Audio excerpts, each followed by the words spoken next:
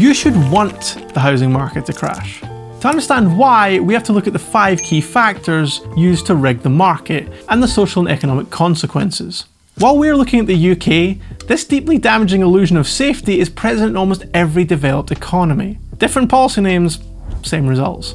So first off, how do we know that the housing market is massively overpriced? Using data from Nationwide, we can see that the average house price in 2000 was approximately £80,000. By 2025 it was approximately £272,000.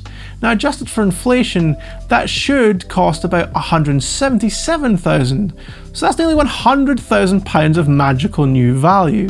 Looking at the Office for National Statistics median wage, in 2000 it was £18,600. Today it's £39,000. So in 25 years, a house has gone from costing 4.3 times the average salary to 6.97. In London it's a comically high 13. And 2000 is not a cherry-picked year. The historic long-term average is around 3.8. Another less commonly used measure of value is replacement cost. The bricks and mortar combined with labour and a notional value attributed to a small plot of land are in almost every case a much lower number than a house's market value. In other words, at today's prices you're not getting any sort of value for money, but instead have the privilege of owning an inflated asset. Now this absurd rise is due to many factors, many of which stem directly from the government trying to prop up the housing market. Before we explain these effects, why is the government so keen to keep the bubble going?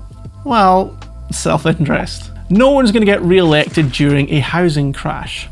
In countries with an unhealthy economic dependence on the property sector, a prolonged and serious downturn is going to lead to a sharp and deep recession. Governments also depend on taxing the economic activity associated with a vibrant housing market. If the market fell by 30%, the UK's dodgy measure of GDP would collapse. Retirement plans for millions who treat their houses as pensions would evaporate, and the banks who are leveraged to the hilt in property debt may require another bailout a la 2008. One of the most important factors contributing to this housing bubble is factor 1, financial repression. In many markets, real interest rates have been held at negative levels, meaning the purchasing power of money decreases over time, making it bad for savers but good for borrowers as debt costs less in real terms. And this acts like an invisible thief, punishing savers and forcing capital to flee devaluing bank accounts in search of stable returns. And given how the economy has been set up, the answer was in property. When you pair this with highly leveraged banks and near 0% interest rates, 3 to 4% mortgages are hugely in demand. And this creates a perverse impact where demand exists not just from the people wanting homes, but from investors wanting to buy other people's mortgages in the form of mortgage-backed securities, which are essentially bundles of debt sold as safe investment. It's worth remembering that the market demand for these mortgage-backed securities, along with heavy doses of dangerous financial engineering, which we're not going to get into here, eventually led to the 2008 financial crash in the first place. By making debt cheap, central banks didn't make housing any more affordable. They simply allowed house buyers to bid up prices based on manageable monthly payments rather than the home's intrinsic value. And this creates a destructive feedback loop where the housing market stops being a provider of shelter and becomes a capital sink for speculators and desperate savers, eventually decoupling house prices from wages until the entire market is no longer a reflection of reality, but a direct measurement of how much cheap debt the system is willing to inject. Our second factor which contributes is government-fueled demand. And the government has used several other schemes aimed at helping people buy homes, which are really about continuing the increase in demand for housing. Help to Buy or equity loans resulted simply in housing deposits being partially government subsidised. Meanwhile, ISA subsidies merely increased the pool of capital competing for a limited supply of houses. And this pairs very nicely with factor 3, government restricted supply, where very restricted planning regimes are unwilling to release land for development, especially in the green belt. And the lack of supply of new housing where people actually want to live is chronic in countless territories. Factor 4, outside of the government's control, is demographics.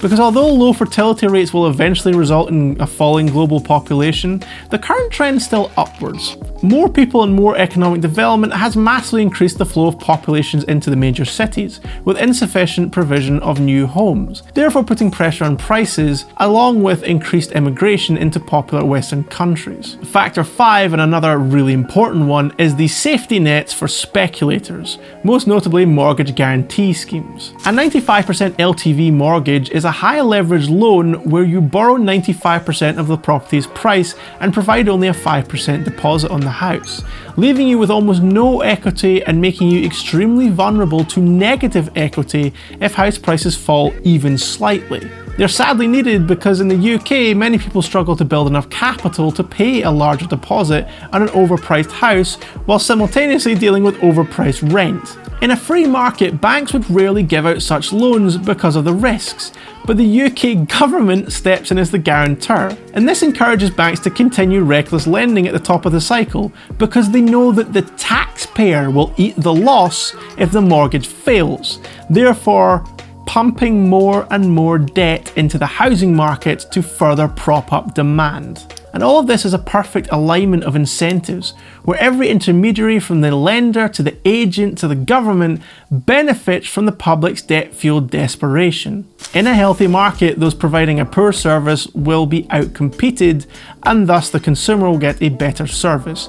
In this rigged market, where the suppliers can't lose, everyone from house builders to estate agents get away with shoddy service that causes the public to lose out as a whole. It's an utterly parasitic series of industries that have all grown very wealthy during this prolonged boom. Additionally, by subsidising rent through housing benefit to the tune of approximately 25 to 30 billion a year, the government provides a guaranteed yield for buy-to-let landlords. And this makes a property a can't-lose investment, further driving up the entry price for first-time buyers who are competing with these would-be landlords. A recent study by the University of Glasgow laughably concluded that stimulating the housing market could be an effective way of growing the Scottish economy. Outside of how funny it is to imagine that some think government should or even could do more to inflate the market, far too many experts wrongly consider spending on residential housing and real infrastructure spending to have equal merit. They do not. Spending on real infrastructure like roads, rails, and airports, etc. has a lasting positive impact on economic development. Residential housing doesn't. It may have a one-off impact on our questionable measure of GDP, that's it, no more. So with a housing market so massively propped up by government policy as well as some other external factors, who's benefited and who's been hurt? Obviously property owners who bought much earlier, i.e. the old, have enjoyed massive and largely unearned increases in their home equity and net wealth, as well as obviously property speculators. Most businesses operating in the broader real estate sector, from real estate agents and mortgage brokers to kitchen and bathroom suppliers and building contractors, have done well. Landlords, both private and institutional, who've been able to exploit shortages to push up rents, have been big winners. Meanwhile, landowners, if they've been successful in achieving planning permission, have enjoyed a huge development gains on sale. Governments who squeeze a lot of tax revenue out of the sector and can claim the economy is healthy based on house prices are also winners. Losers?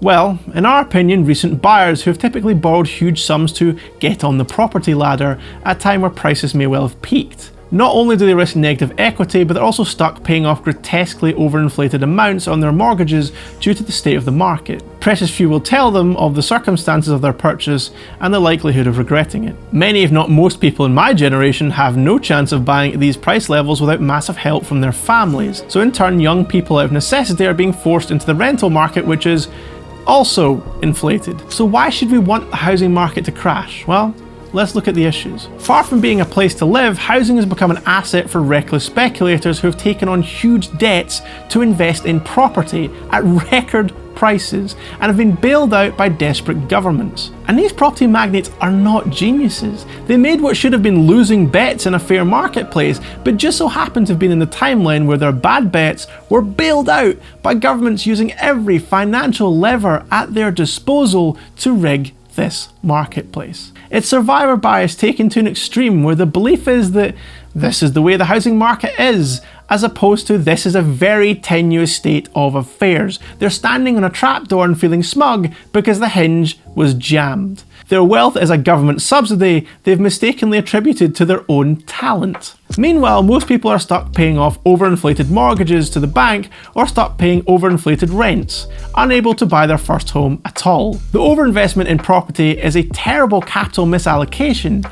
Billions of pounds that should have gone to startups, technology and infrastructure instead sunk into houses which don't actually use the capital. Indeed, there are many who question the quality of new built homes, even at the top end of the market, due to the blatant profiteering. Young people who would have started a business are too afraid to take that risk because their mortgage or rent is so high that they have zero margin for error. Because of this, it's very difficult to count just how much we've lost out on in potential businesses because of the property market. Lower house prices that are back in line with the historical average are good for the economy as a whole. A crash would reduce the friction costs of life. It makes the country cheaper to run, makes our exports more competitive and our workforce more dynamic, enables greater workforce mobility and ensures future generations aren't priced out of home ownership. It helps family formation and increases disposable income, which will benefit the wider economy. The only people who truly argue against this are those who rely on the rigged system as a financial crutch, most notably the speculators. The inflated market's contribution to falling birth rates is significant